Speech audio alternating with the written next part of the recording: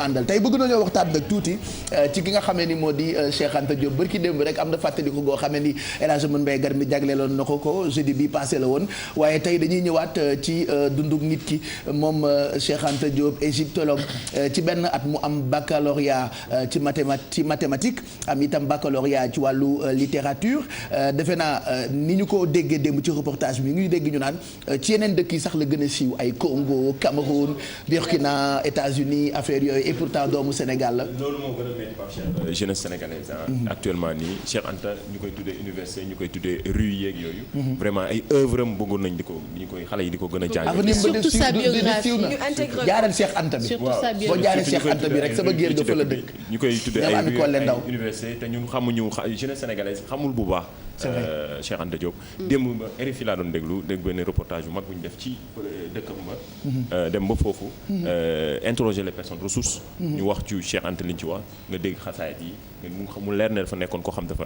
imprégné ci culture am. ba pare parce que bawal la. comme ni koy waxee s'ouvrir à l'extérieur pour changer. voilà noonu la def Cheikh Anta xam naa ne professeur dina ko gën a yaatal. voilà balaa professeur di ko yaatal ñu ngi lay nuyu bu baax professeur ñu déglu li nga xamee ni def nañ ko ci démb ci télévision Futur Média et puis juste après ñu waxtaan ci ak professeur Songué. ceytu dëkk la boo xam ne digganteem ak Ndakaaru mi ngi toll ci téeméeri kilomètre ak juróom fukk fii la Cheikh Anta Diop juddoo ñu ngi càttum 1923 muy jamono joo xam ne nag Afrique mi ngi ci loxoy tubaab yi. mu ngi judd ci fa muy jógee boo xam ne aussi ci ñu gën a am doole ci wàllu mouridisme lañu bokkoon donc jàng alxuraan ba pare doog a ñëw ci école française. mu jugee Kokki dem ba Sorbonne yoon yi mu jaar bëri na moom doomu Bawol bi Cheikh Anta xam-xamam màcc jëm ci wàllu culture mu am baccalauréat ci mathématique am ko itam ci philosophie lépp nag mi ngi xewee ci benn at mi. bu mu demee France aussi xel bu ubbeeku la ko àndal di jàng philosophie di jàng mathématique di jàng physique di jàng histoire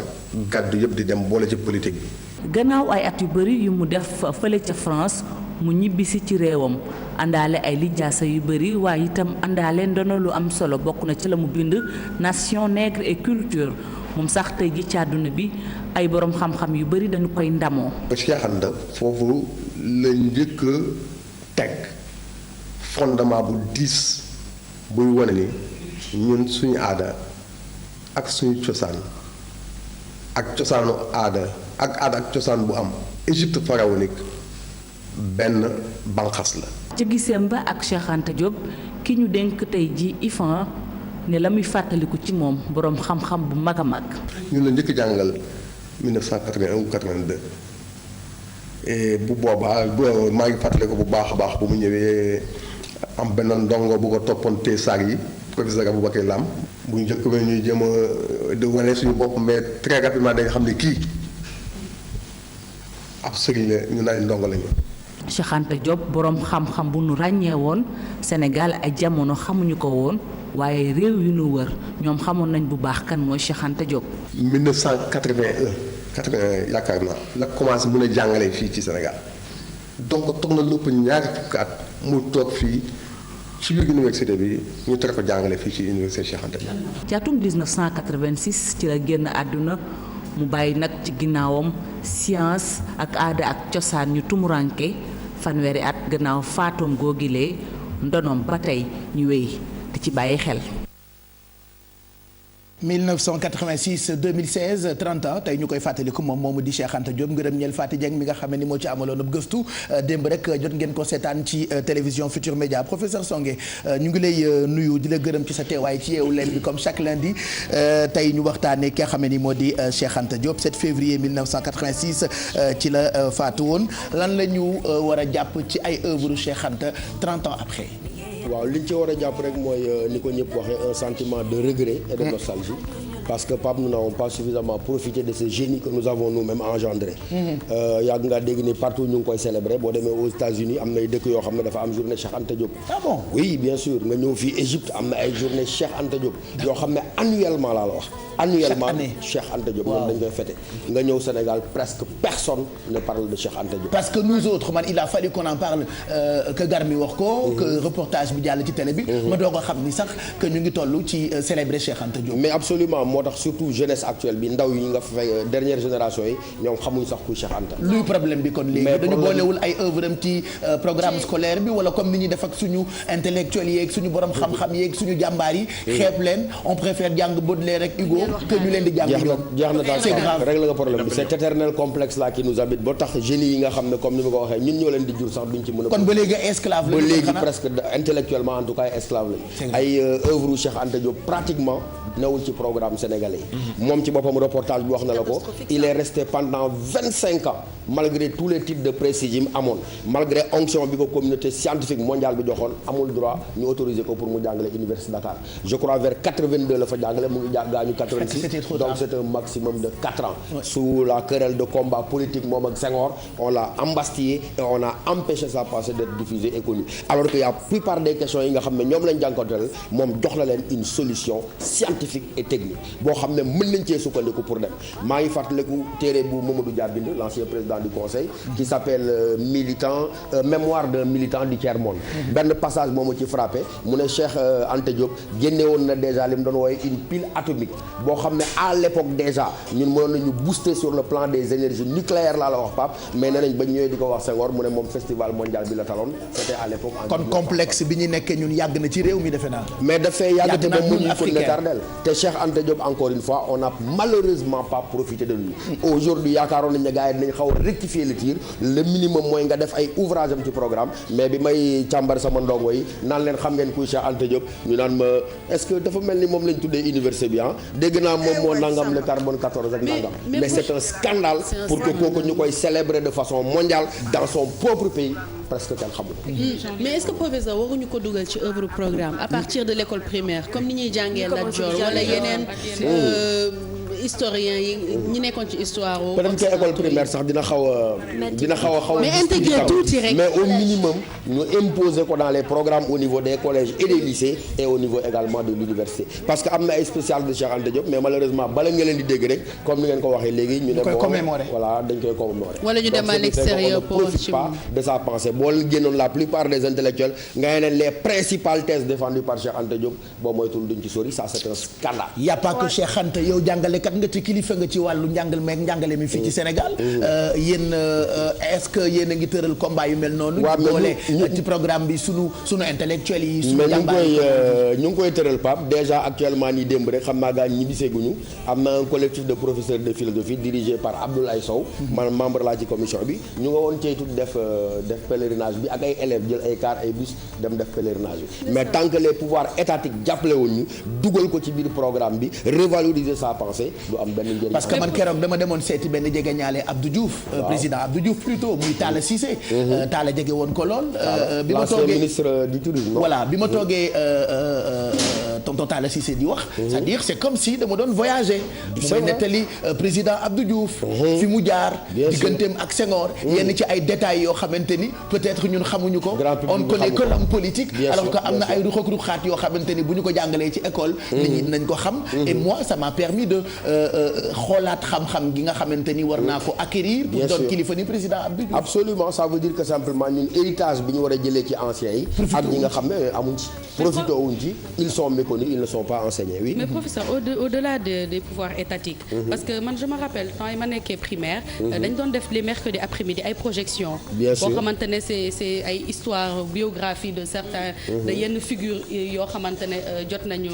def dara Sénégal donc ñu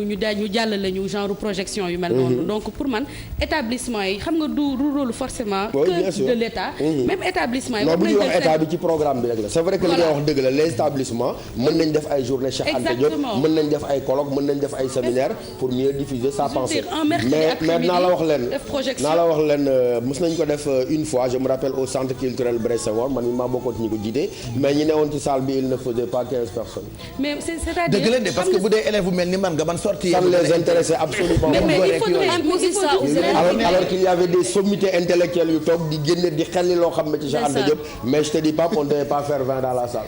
oui mais imposer ça aux élèves bëgguma tooñ tooñ kenn bu keneen woote woon xam nga ne duñ fekk Blaise Senghor donc da lay won ni vraiment suñu société ci boppam également am na un problème de déficit d'éducation, de déficit de formation. Il n'y a pas d'intérêt pour les choses de l'esprit en général, il faut qu'on le reconnaisse. C'est une société qui tire vers le bas, nañ ko nangu parce que keneen bu woote woon keroog Blaise Senghor mais man Pape dama toog di regretter parce que ponkal yi fa nekkoon ñoom Mamoussé Diagne ak ñeneen mais di xeli loo xam ne ma xool salle bi y avait pas 15 personnes ou 20 personnes. C'est un scandale. Et pourtant defoon nañ des communiqués dans la presse et tout mais les gens ça ne les intéresse pas parce que c'est une société du paraître, c'est une société de l'avoir qui revendique d'autres valeurs mais que celles de l'esprit. Donc c'est un travail en profondeur au-delà de Cheikh Anta la ñu war a def pour que sénégalais yi un temps soit peu ñu nangu di dundal seen parce que ils n'oublient pas de remplir leur ventre mais souvent ils sont oubliés de nourrir leur âme et leur esprit. Pendant ce temps-là maa ngi woon ca concert Pape Diouf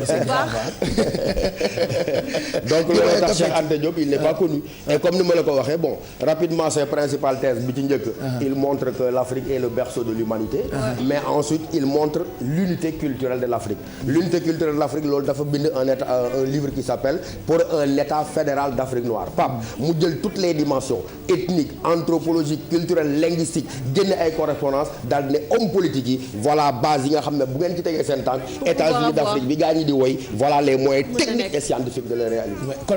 dinañu am lu ñu moomal suñu bopp. mais daf ko teg livre baa ngi tudd Pour un État fédéral d'Afrique noire mu génne naka la war a jaar sur le plan économique sur le plan stratégique sur lépp tënk ko mu ngi fi di nelaw daañu di woy États-Unis d'Afrique alors que am na koo xam ne il a établi les bases scientifiques de réalisation de pour l'aboutissement de ça. C'est grave mu woon leen ni théorème yi leen di jàngal ay Archimède ay Pythagore nangam Cheikh Anta dit très clairement les anciens Grecs n'ont rien inventé. Il dit clairement ils ne sont que de vulgaires plagiaires de nos ancêtres les Égyptiens. Même philosophie nee na Socrate ñoom Platon ñoom Aristote boo liiree téeréem ba ñuy wax civilisation ou barbarie Pape day jël ay dates précises ne la voilà les dates auxquelles ils se sont rendus en Égypte et ils ont été initiés à la philosophie par les anciens prêtres égyptiens. Mu génne ay papyrus wan la ne théorème boobu ñu naan Thalès a ko moom ba ñu naan Pythagore a ko moom ils n'ont rien inventé lépp nga woon fële déjà. Donc non seulement elle est le berceau de l'humanité l'Afrique mais il dit la philosophie les sciences les techniques et les arts ont été inventés déjà en Égypte ancienne. dëgg la de ñun miin nañu Pythagore ak Thalès de. nee na 2000 ans. Pythagore mu ne 2000 ans avant Thalès. loolu déjà c'était sur des papyrus en Égypte pharaonique. ba pare joxe ay références précises te téere ba ñuy wax civilisation ou barbarie. jeex na ñun nag bërki dem ba tey ñu ngi fàttaliku ki nga xamante ni moo di Cheikh Anta Diop on finit parce que yaa ngi wax tout le temps que xale yi. mais je veux profiter de la présence d'ailleurs du directeur des programmes ne ko boo ma mënoon may benn journée wala benn émission bu gàtt ma woo ñi nga xam ne fekkee nañ Cheikh Anta ànd ak ñoom ñu def une émission spéciale dama la ko ñaan en direct bu fekkee mën naa ne. léegi da ngay ñaan ma ñaan ci même jour bi da ngay ñaan comme yow da nga ñaan pour Cheikh Anta man damaa bëgg organiser journée 100% la bande nga xool moom ban lay bañ Papa Ndiaye coppet ak Papa Ndiaye Thioub non je blague il faut que xale yi gën a sàkku xam-xam. Wally Ba dafa def benn livre boo xamante ni mu ngi ko tuddee ma géographie vous raconte ses histoires. livre bi il faut que nit ñi am ko. waaw. il faut que ñi am ko parce que boo gisee ñu tàmm ko d'abord genre bi muy bind dafa nekk genre boo xam ne élèves yi dañ ciy am difficulté souvent muy le genre poétique. Parce que les élèves sont plus habitués au genre romanesque mais poésie très souvent dañ ci am ay lacunes te ouvrage bi c'est vraiment une porte d'entrée c'est un ouvrage d'initiation boo xam ne boo gisee ñu tàmm ko la ça permettrait aux élèves ñu pénétrer l'essence même du genre poétique bu xam nañ la ñuy bindee xam la ñuy defee mise en forme bi. Bon quand il dit ma géographie raconte ses histoires le titre est déjà assez éloquent et même je crois que la couverture également elle est assez éloquente. Il essaie de montrer que c'est à partir de son lieu qu'il raconte simplement l'histoire de sa vie. Une manière de faire en sorte que le lieu de sa naissance corresponde à ce qu'il appelle lui-même la substance et l'essence de sa vie. Il fait un jeu de mots très intéressant, il parle de placenta. Boo tourné li ñuy wax quatrième de couverture li la ñuy woowee quatrième de couverture. Placenta lii mooy quatrième de couverture